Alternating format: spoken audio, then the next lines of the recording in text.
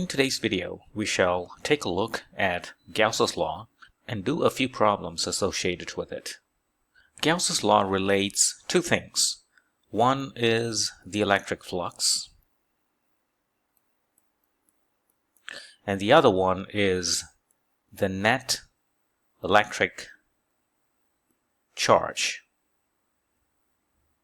And one should add, this is net electric charge in an enclosed surface. Let's look at the electric flux. What is it? We usually use the Greek letter phi to denote electric flux, and this is the definition. Assume you have a flat surface whose area is A in a unit of meter squared. You have electric field penetrating this flat surface. So we say the electric flux in this case equals to the dot product of the electric field and the areal vector of that surface, like that. So this is the areal vector.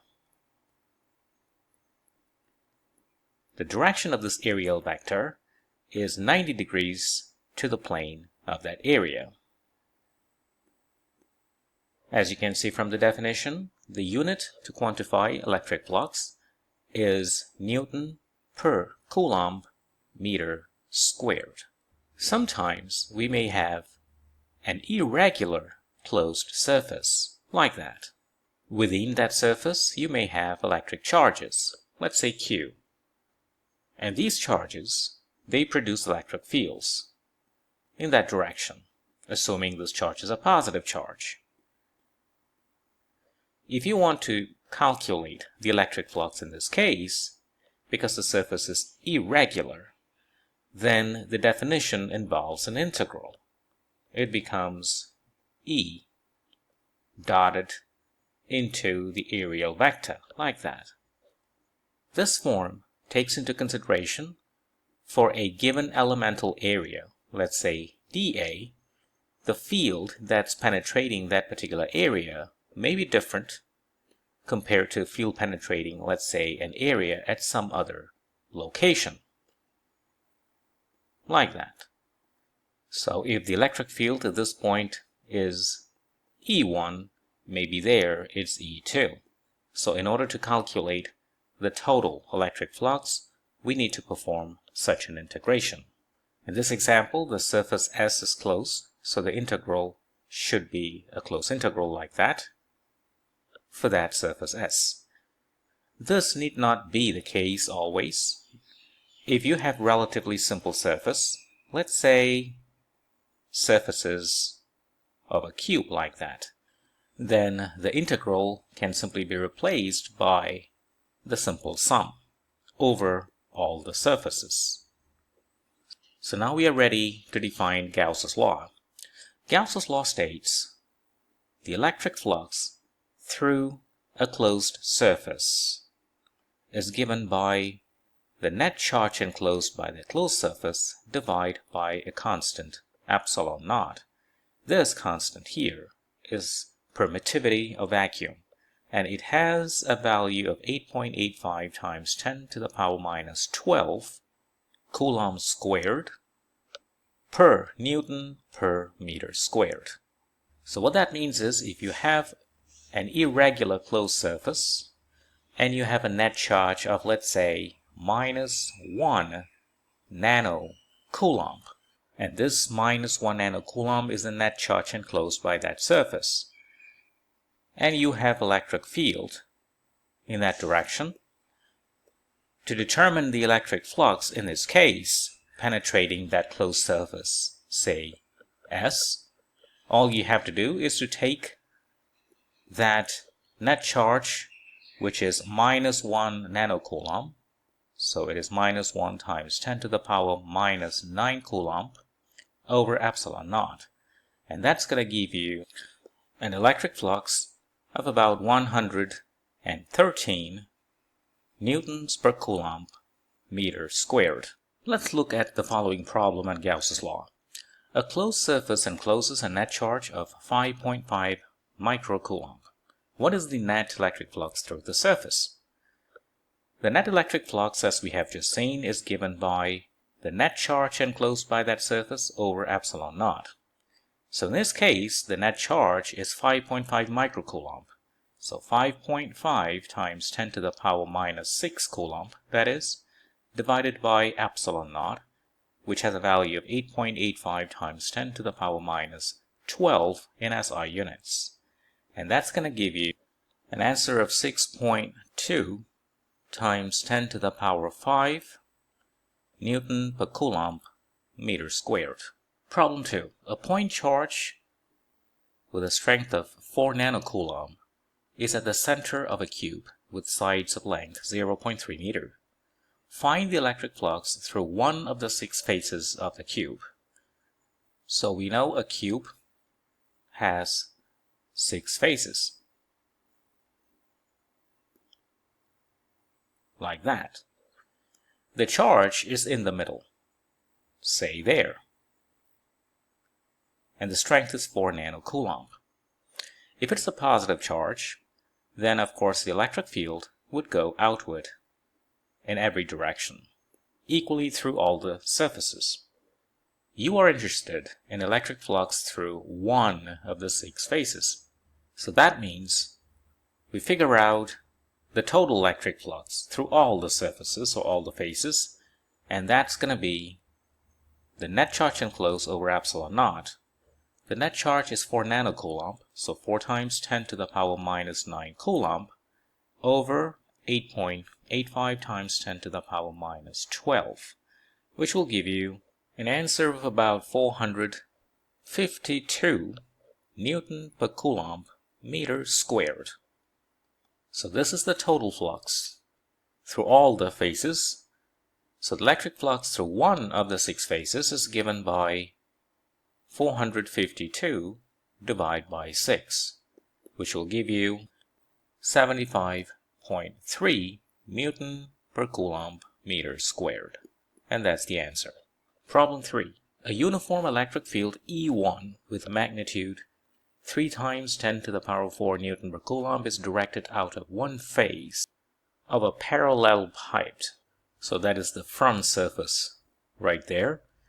And another uniform electric field E2 with magnitude 6 times 10 to the power 4 Newton per Coulomb is directed into the opposite face, which we can sketch like that. So this is the opposite surface. Assuming that there are no other electric field lines crossing the surfaces of the parallel pipe, determine the net charge contained within. Here the electric field is produced by charges outside as well as by those within the parallel pipe. Let's look at the cross-sectional view of this diagram. We note that the direction of these red arrows, namely the direction of the electric field and the direction of this line here, the base of that parallel pipe, are the same. So basically what you have is you have that surface, the slant surface, like that, and this is the base, and we know this angle here is 30 degrees. It's given. The electric field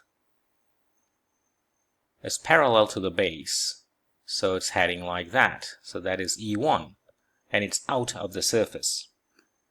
So that means if that is the normal vector to that surface, this is 30 degrees, and that angle there must be 60 degrees, because the direction or the angle between the normal vector and that surface is 90 degrees.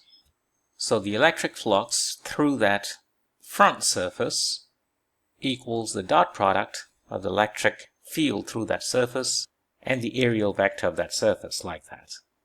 Using the definition of dot product, that equals to the magnitude of the electric field times that area of the front surface, you can call it A, times cosine of the angle between the normal vector and the electric field, in this case 60 degrees, so theta is 60 degrees. So let's calculate this. The electric field has magnitude of 3 times 10 to the power 4 Newton per Coulomb. The area is given by 4 times 5, which is 20 cm squared. So turn that into meters squared. That's going to be 20 times 10 to the power minus 4 times cosine 60 degrees, which is half. And that's going to give you an answer of 30 Newton per Coulomb meters squared. It's positive 30. So there we have it. The flux through the front surface is given by 30 Newton per Coulomb meters squared. Now let's look at the back surface. When you look from the side, you'll have the following view. So this line here can be represented like that, and this is the base. We note that this is 30 degrees. The electric field now is going inside that surface like that. E2. The normal to that surface must be going outward like that, and it's 90 degrees with respect to the surface. So the angle between this vector and that vector is represented by that. Let's call it alpha. Since this is 30 degrees, it's parallel to this angle, this has got to be 60. So that means your alpha is 180 degrees minus 60 degrees, which is 120 degrees. So the electric flux through the back surface is given by the following dot product. E2 dotted into NA. So it is the magnitude of the electric field E2 times the area of the back surface, that area that is, times the cosine of that alpha that we have just figured out. We are told the electric field E2 is given by 6 times 10 to the power 4 Newton per Coulomb. The area as before is 20 cm squared, or meter squared. It's 20 times 10 to the power 4 meters squared. So since we know alpha to be 120, you multiply all that with cosine 120 degrees.